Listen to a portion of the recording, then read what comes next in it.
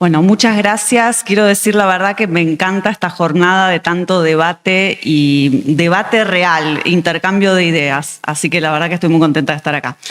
No se da tanto en el ámbito previsional instancias de debate como estas. Bueno, a mí me toca hablar sobre los cambios de la movilidad previsional en este año 2024, que esto estaba en el primer proyecto de la Ley Bases, pero terminó saliendo antes de la Ley Bases. Como todos nosotros sabemos, porque todos vivimos en la República Argentina, comenzamos el año 2024 con el pico máximo de inflación de los últimos 30 años. Esta situación anómala de nuestra economía coloca en jaque a diversos ordenamientos jurídicos y entre ellos al régimen de movilidad jubilatoria. ¿Por qué? Porque el régimen de movilidad tiene por objetivo preservar un derecho de carácter alimentario para personas justamente que sufrieron una contingencia como vejez, invalidez o sobrevivientes de un causaviente que falleció. Entonces, empezamos el año con una situación de emergencia alimentaria y con una ley de movilidad que ya venía fuertemente cuestionada, porque desde septiembre de 2022, con los anuncios trimestrales de la movilidad jubilatoria, se tenía que anunciar de manera concomitante un bono para los haberes mínimos. ¿Por qué? Porque el haber mínimo garantizado no llegaba a la canasta básica por adulto del INDEC. Entonces, nuestro sistema previsional, que acá no vamos a hablar de todo lo que pasó antes, pero llegó a un resultado tan deficitario que el haber mínimo, que encima es más que lo que sería la suma de la PBU, PCPAP, se paga un complemento al mínimo, pero ese haber mínimo era un haber de indigencia. Entonces, en ese marco en el cual ya el régimen de movilidad venía fracasando, tenemos un pico máximo de inflación y fuertes cuestionamientos al régimen de movilidad jubilatoria. En el primer proyecto de la Ley Base se pretendía suspender la movilidad y otorgar la facultad discrecional al Poder Ejecutivo de dar aumentos sin establecer ni siquiera la periodicidad de los mismos. Hubo un contraproyecto de reemplazo de la fórmula por el IPC y como, bueno, esto no salía porque la Ley Base se demoró varios meses. A fines de marzo, el Poder Ejecutivo directamente decide derogar el régimen de movilidad establecido por ley y legislar mediante un decreto de necesidad y urgencia, el decreto 274 del 2024, que hoy continúa vigente y que va a continuar por unos cuantos años más seguramente.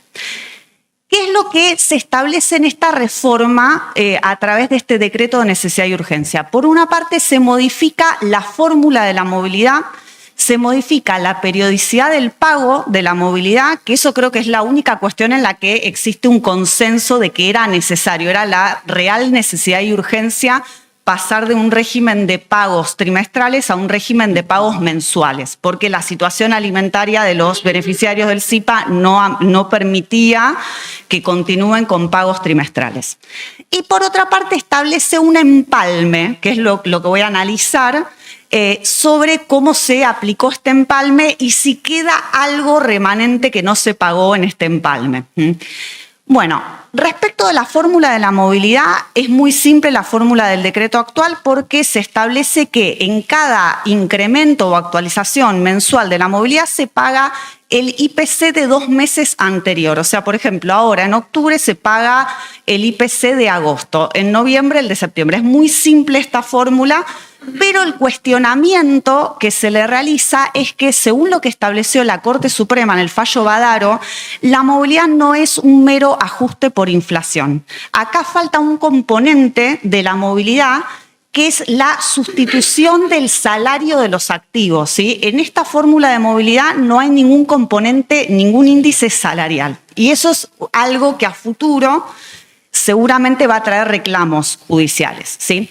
Por otra parte, se modificó la periodicidad de los pagos, que en eso estamos de acuerdo, y se estableció el empalme. A fines de marzo, cuando se emite este DNU, ya se había aplicado el aumento de la 27609, que era la anterior fórmula de movilidad, y el siguiente aumento tenía que ser el de junio.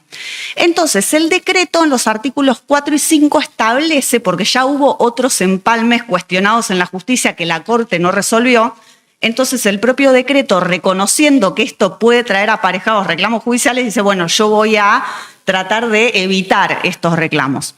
Entonces, establece, bueno, ¿qué va a pasar en esta transición en los meses de abril, mayo y junio? Además, establece que la primera aplicación pura del decreto sería a partir de julio, cuando ya se terminó el régimen de la 27609, que se terminaría en junio, ¿sí? Entonces, el decreto en estos artículos 4 y 5 establece 4 ítems, por llamarlo de alguna manera, que se van a pagar en ese empalme. Establece y utiliza 3 términos diferentes, pero luego en el artículo 5, para mí hay alguna confusión, no sé si por un error de técnica de cuando lo redactaron, la verdad que desconocemos qué es lo que pasó, pero genera un inconveniente, ¿no? ¿Cómo se interpreta esto? Bueno, en el artículo 4 establece, por una parte, 2 adelantos de movilidad, ¿sí? Adelanto de movilidad es muy fácil de entender, es adelanto como un pago a cuenta de lo que se iba a pagar en junio. Estos 2 adelantos de movilidad se iban a pagar en abril y en mayo, aplicando el nuevo índice de la movilidad, o sea, el IPC de 2 meses para atrás, o sea que se empieza a pagar un primer adelanto en base a la inflación de febrero, un segundo adelanto en base a la inflación de marzo, ¿sí? Que se paga en mayo. Además, el DNU refiere a un incremento que se paga en el mes de junio, que es el IPC de abril, ¿sí? ¿Por qué lo separo y lo menciono antes del próximo ítem? Porque en realidad este incremento en base a la movilidad de abril pagadera en junio ya no formaba parte del aumento que se iba a pagar en junio de la 27609, porque el aumento de junio de la 27609 era solo del primer trimestre. O sea que este aumento, la movilidad de abril pagadera en junio ya no tenía relación con la ley 27609.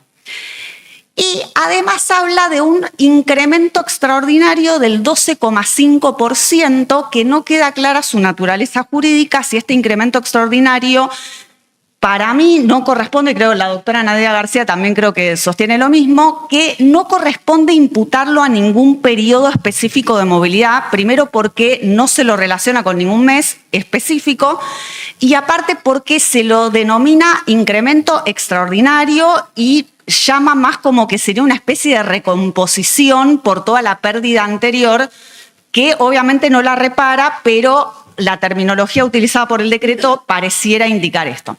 Entonces, yo haciendo un paralelismo, por ejemplo, con el derecho laboral, si a un trabajador le pagaran un bono extraordinario a fin de año, luego no se lo descontarían del sueldo de marzo. ¿Sí? Sí, creo que esto no ocurriría. Bueno, pero en el derecho previsional ocurren cosas raras. Bueno, entonces, ¿qué pasó? En el artículo 5 es como que hay una confusión y dice que todos los incrementos del artículo anterior se descontarán del incremento o de la última actualización de la ley 27609 de junio. Entonces, no quiero ser demasiado numérica o lo que viene ahora, pero, ¿qué es lo que pasó en el mes de junio? En el mes de junio, ANSES emite una resolución y saca un comunicado diciendo como que no quedaba ningún remanente de la ley 27609, porque si el aumento que correspondía por la 27609 era más alto, se iba a tener que pagar el saldo, ¿sí? Y si era inferior lo que se hubiera pagado en exceso en los meses anteriores, iba a quedar incorporado al haber. Obviamente no se iba a reducir absolutamente nada. Entonces, ¿qué es lo que pasó? ¿Qué es lo que realizó ANSES? ANSES hizo una comparación y dijo que la movilidad de la 27609 había dado un 41,48% y la del DNU de todos los incrementos un 53,91%. Pero la trampa es que acá incluyeron la movilidad del mes de abril, que no estaba incluida en el aumento de junio de la ley 27609.